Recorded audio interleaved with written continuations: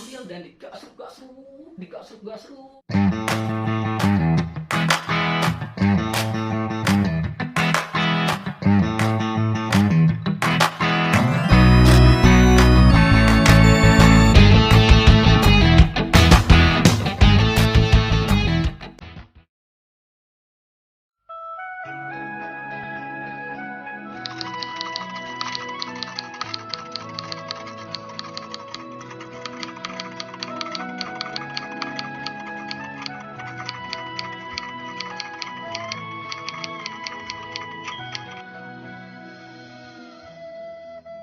Halo milenial, jumpa lagi dengan saya Iji Jailani, pendiri komunitas Rindu Diskusi.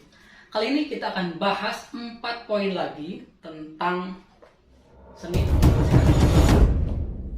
Yang ketujuh, Anda keliru tentang semua hal, dan saya pun begitu. Dan kita selalu merasakan, kita merasa selalu benar, tapi setelah beberapa waktu kemudian apa yang kita lakukan salah. Saya ingin kasih beberapa contoh ya, apa yang pernah saya alami.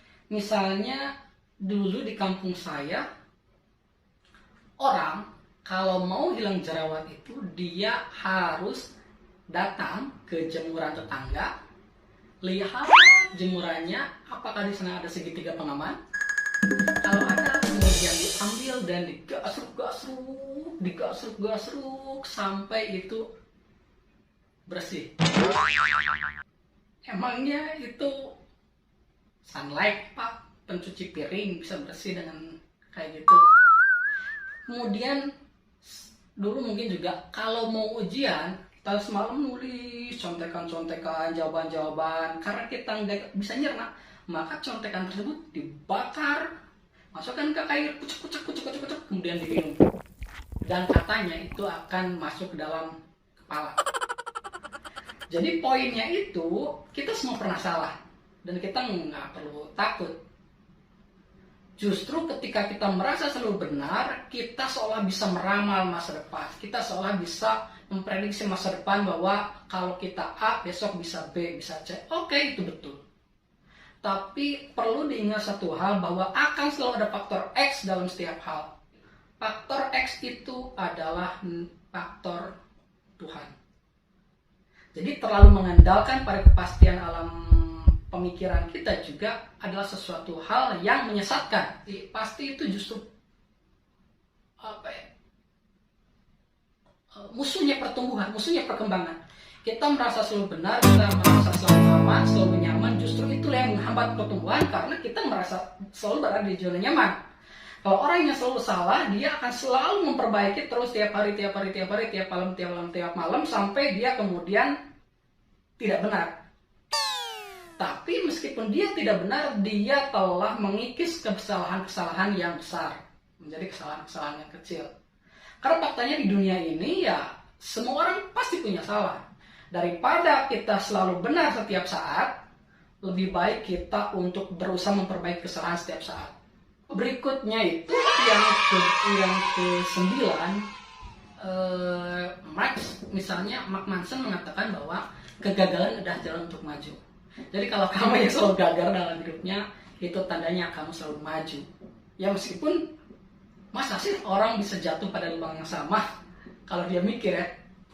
Waktu dulu ke kampus, saya sampaikan tadi saya tidak punya apa-apa. Yang saya ingat waktu itu, saya harus lulus di kampus itu.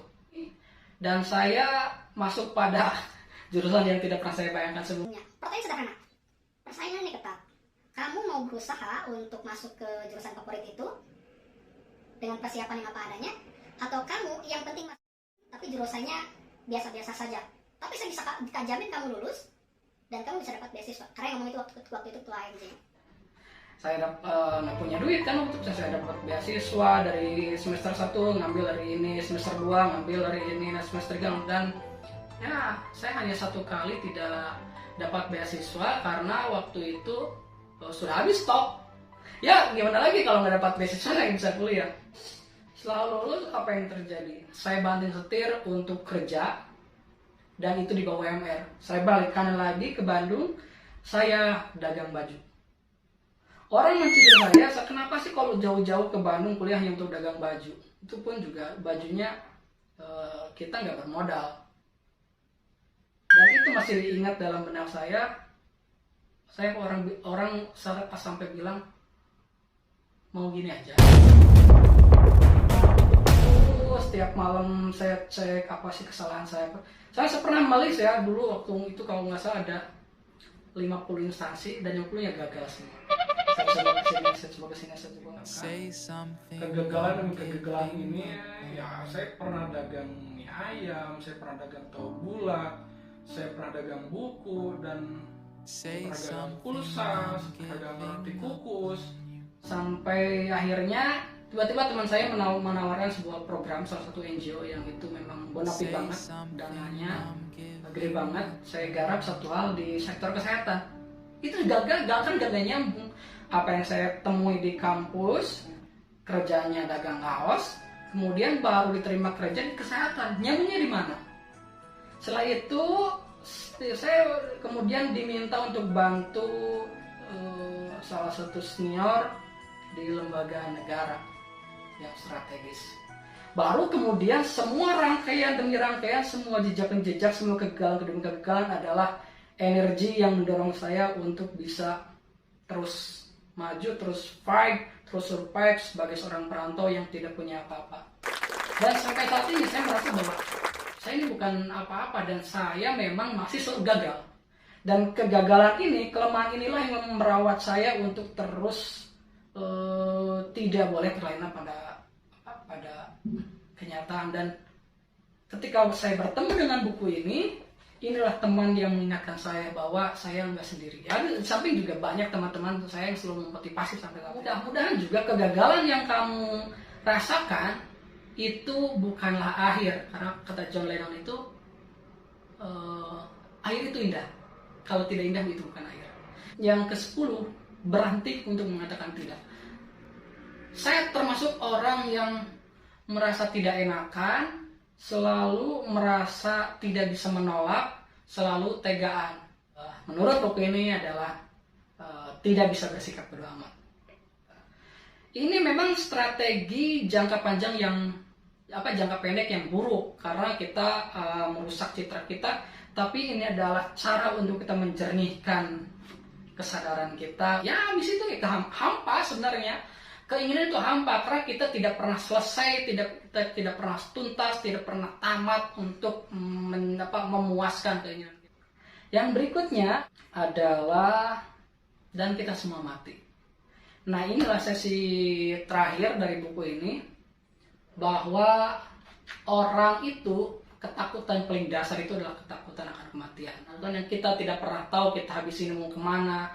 Apakah kita misalnya kalau percaya surga dan neraka, apakah kita di surga atau neraka? Kalau tidak percaya, apakah kita akan menjadi tiada selama-lamanya dan kita akan bertemu ribuan atau jutaan tahun yang lalu, dan partikel yang lain mungkin kita jadi monyet, jadi domba, jadi kambing, dan lain hal. Mengakhiri buku ini, review buku ini, saya ingin cerita pengalamannya Mark Manson. Dia ingin berinteraksi dengan kematian. Caranya adalah dia pergi ke Tanjung Harapan, ya. Kamu tahu kan, Tanjung Harapan itu pantai ujung selatan, ya, Pik Selatan, dan itu adalah ujung dari daratan dari dunia. Orang selfie kan di sana di area wisata, tapi Mark Manson ini mencoba untuk keluar dari zona itu. Dia mendekati Tanjung Harapan sampai 3 meter. Bagaimana rasanya mati itu? Angin berkecamuk, angin riuh, ombak dan gelombang saling bersaut-sautan.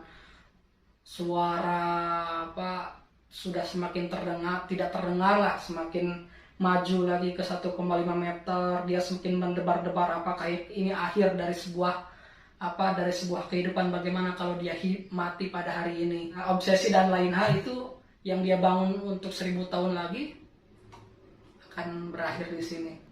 Dia maju lagi 1 meter dan itu sudah berada di palang yang tidak boleh dilewati. Dia semakin mendebar-debar, kakinya semakin gemetar. Yang dia lihat itu adalah lautan yang panjang. Dia tidak bisa melihat lautan di depan mata karena tebingnya sangat tinggi sekali. Dia melangkah lagi sampai 1/2 meter, semakin berdebar, semakin goncang, dan jantung ini memang semakin merasa semakin akan berhenti. Dia harus sudah merelakan semua egoisme dalam pikirannya. Dia sudah harus merelakan semua hal yang ada dalam kehidupannya. Kalau hari itu hari terakhir bagi Mark Manson, apa yang akan dilakukan? Dan itulah fakta bahwa memang kehidupan itu tidak pernah kita duga kapan akhirnya. Akhirnya sampai dia mau melawan medan magnet gravitasi, dia mau mempertahankan hidup, naluri untuk bertahan hidup, dia melepaskan semua egonya dan akhirnya dia duduk perlahan, dia menenangkan nafas, dia menenangkan diri, kemudian dia merenung, dia memejamkan mata. Sebelum dia memejamkan mata, dia mencoba untuk memberanikan diri menatap kematian, dia menatap tebing pantai yang sangat deras. Dia akhirnya perlahan merenung, memejamkan mata, menenangkan diri. Dan inilah yang disebut dengan dekonsentrasi. Titik balik dari pemikiran itu ya, kalau dalam ajaran-ajaran misalnya Hindu, Buddha, ini adalah perlawanan terhadap samsara atau terhadap duka, terhadap kepanahan, terhadap penderitaan, adalah melawan kematian.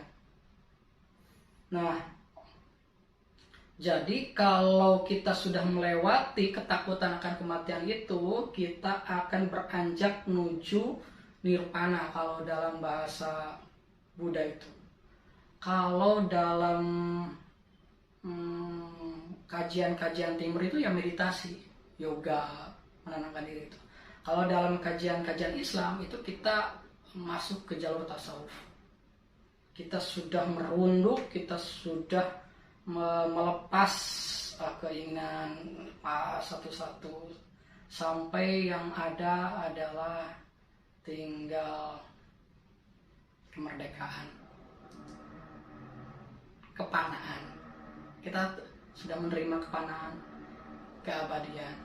Kitanya panah, karya kitanya abadi.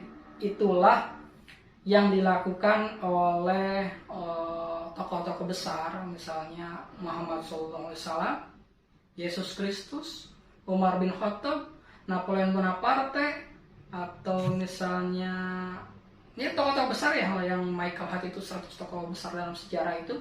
Mereka meninggalkan karya. Pertanyaan dasarnya kan, kalau kita mati hari ini, kita meninggalkan apa? Ya udah, jangan ngomongin amal. Amal itu adalah untuk diri kita. Kita meninggalkan apa untuk orang lain? Dan orang akhirnya jadi berpikir, kita mati, karya kita harus abadi. Itulah yang disebut dengan Profesor Becker itu sebagai proyek keabadian. Maka cara untuk bersikap bodoh amat paling akhir itu adalah tidak takut mati dan kita mempersiapkan proyek keabadian. Apa itu? Ya karya yang bisa dinikmati oleh banyak orang. Sampai titik ini saya ketemu dengan teologi negatifnya Ibnu Arabi dan tasawufnya Al-Ghazali. Teologi negatifnya Ibnu Arabi itu yang menghempaskan semua hal yang positif menurut kita, dinegatifkan. Ya, kalau dalam buku ini dimasa bodohkan, dinetralkan. Kalau menurut Al-Ghazali itu bahwa penyakit terbesar itu adalah cinta dunia dan takut mati. Dan buku inilah mempertemukan tiga tokoh itu. Terima kasih Mark Manson, ini sangat menampar saya, sangat menginspirasi saya, dan itu saja dari saya. Saya tidak mau menyimpulkan, silakan teman-teman simpulkan sendiri. Apa kesimpulan dari kita bersidang pendapat? Jika channel ini menarik, penting, dan bermanfaat, silakan like, comment, dan subscribe.